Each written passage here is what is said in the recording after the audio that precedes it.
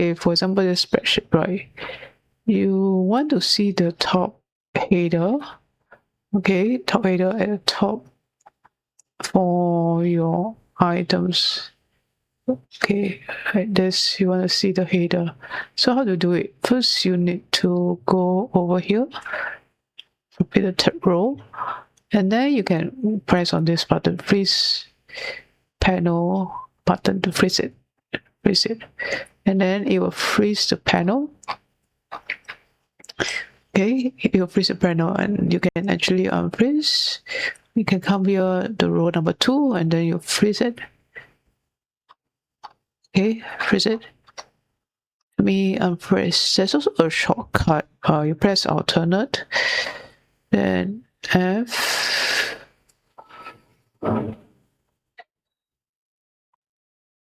You can also use W and F and R to freeze the row. Okay, to refreeze the row. Yeah, basically that, to freeze the top row.